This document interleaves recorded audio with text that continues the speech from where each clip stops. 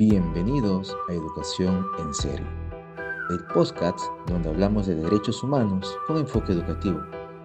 Hoy analizaremos cómo hacer del derecho a la educación una realidad en el Perú. Según la Constitución Política del Perú, en su artículo 17, la educación es un derecho de todos. Sin embargo, muchas zonas del país aún enfrentan exclusión, abandono y desigualdad educativa. Para reflexionar sobre esta realidad y proponer soluciones desde una mirada profesional, hoy nos acompaña una invitada muy especial, la magíster Yasmín García, docente del nivel de educación inicial y experta en el desarrollo de la primera infancia. Ella nos ayudará a responder preguntas claves sobre cómo garantizar una educación inclusiva, equitativa y de calidad en nuestro país desde los primeros años de vida. En esta primera parte vamos a hablar sobre el fundamento legal. ¿Qué dice la Constitución Política de Perú sobre el derecho a la educación? La Constitución, en su artículo 17, establece que la educación es un derecho fundamental. Señala que el Estado garantiza la gratuidad de la enseñanza pública en todos los niveles y promueve la igualdad de oportunidades para todos.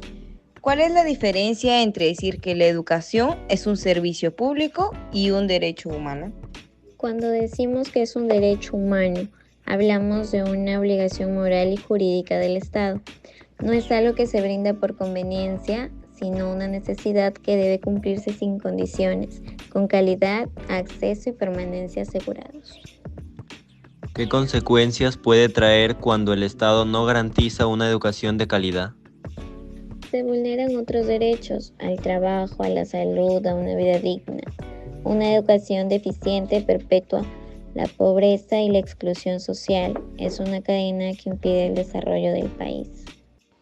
Lo mencionado en esta primera parte deja en evidencia que el derecho a la educación no puede verse solo como un servicio que se brinda, sino como una obligación irrenunciable del Estado frente a la ciudadanía.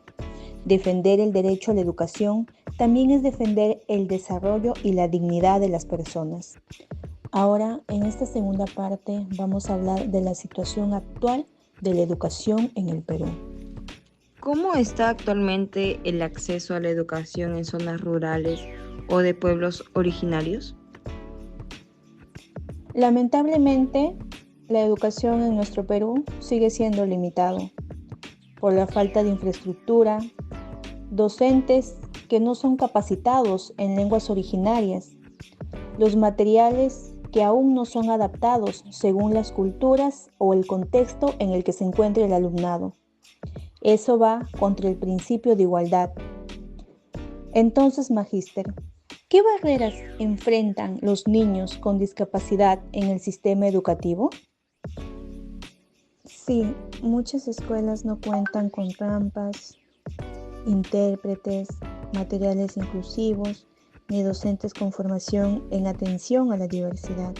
Esto impide su participación plena y vulnera su derecho a la educación de nuestros estudiantes. ¿Qué pasa con los estudiantes que abandonan la escuela por necesidad económica? Se vulnera el principio de gratuidad y de protección a la niñez. El Estado debe garantizar que estudiar no implique dejar de comer, y eso requiere políticas de apoyo económico y alimentación escolar eficiente. Lo expuesto en esta sección permite reconocer que aunque el derecho a la educación está garantizado en la Constitución, aún existen profundas brechas que afectan principalmente a los sectores más vulnerables. Desde esta realidad se espera que la sociedad y el Estado peruano asuman un compromiso más firme para eliminar las barreras que impiden el acceso a una educación justa y equitativa, especialmente en contextos rurales y con población diversa. Es urgente implementar políticas inclusivas que respeten las diferencias culturales, lingüísticas y sociales y que aseguren que nadie se quede fuera del sistema educativo. Según lo que venimos escuchando y analizando en compañía de la magíster Yasmín, en esta tercera parte vamos a hablar de una propuesta de mejora para la educación de los estudiantes. Con tantos años de experiencia, en su punto de vista, ¿cómo podría organizarse una comunidad para exigir mejoras en su colegio?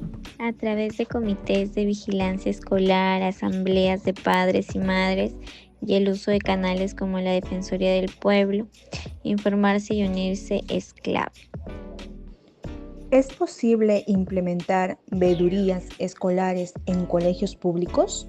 Sí, incluso están previstas en normas como la Ley de Participación y Control Ciudadano. Lo que falta es difusión y capacitación para que las comunidades sepan cómo ejercer ese poder. ¿Qué rol podría tener los municipios en esta tarea? Un rol clave. Pueden promover el presupuesto participativo para educación, monitorear condiciones escolares y articular esfuerzos con UGELs y directores. La propuesta presentada evidencia que el cumplimiento del derecho a la educación no depende únicamente del Estado, sino también de una ciudadanía activa y comprometida. Se espera que los futuros profesionales de la educación comprendan que formar parte del sistema educativo implica también participar en su mejora constante. Para continuar hablando de educación, esta cuarta parte vamos a mencionar la inclusión y la equidad en el sistema educativo. ¿Qué significa realmente educación inclusiva? Es una educación que valora y atiende la diversidad. Significa que nadie se quede fuera por razones de discapacidad, etnia, género, orientación sexual o condición económica. ¿Por qué es importante que el derecho a la educación esté ligado a otros derechos?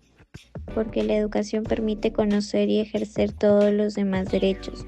Sin educación, una persona puede ser fácilmente excluida de la vida política, económica y social. ¿Qué reformas se necesitan para que la educación sea realmente gratuita y equitativa? Inversión pública real, no solo promesas. Materiales gratuitos, uniformes, alimentación escolar, transporte en zonas rurales y docentes bien remunerados y capacitados. Frente a los desafíos que presenta el sistema educativo peruano, se hace evidente que garantizar una educación verdaderamente inclusiva y equitativa requiere más que buenas intenciones. Desde esta perspectiva, se espera que los futuros profesionales de la educación asuman un rol activo en la transformación del sistema, defendiendo una educación pública que no excluya a nadie por su condición económica, cultural o física. El compromiso con la equidad implica también exigir al Estado mayor inversión, condiciones dignas para enseñar y aprender, y respeto pleno a los derechos de todos los estudiantes, sin excepción. Ahora, en nuestra quinta parte, vamos a hacer un llamado a la acción. ¿Qué puede hacer un ciudadano común para defender su derecho a la educación? Informarse, participar en espacios públicos, exigir a las autoridades, organizarse en comunidad y no tener miedo a denunciar cuando se vulnera un derecho.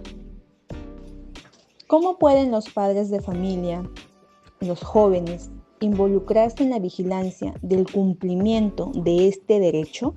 Desde campañas en redes, participación en municipios escolares, brigadas estudiantiles o proyectos de ley impulsados desde centros de estudiantes.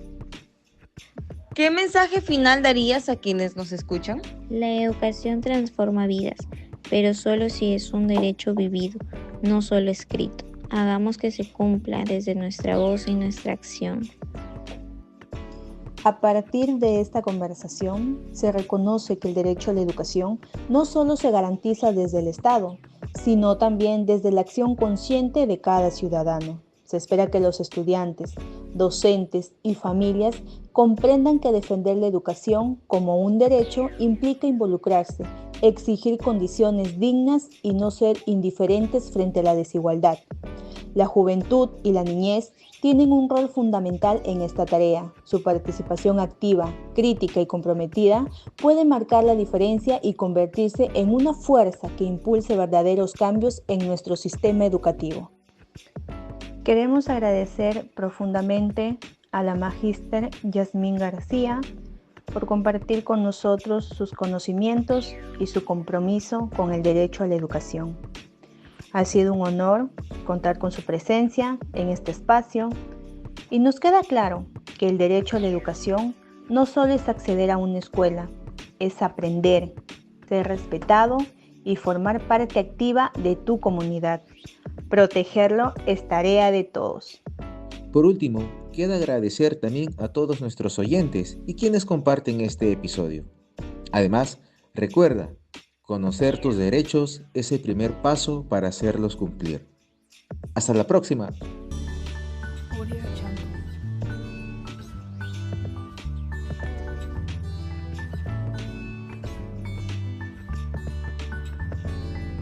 Audio Jungle.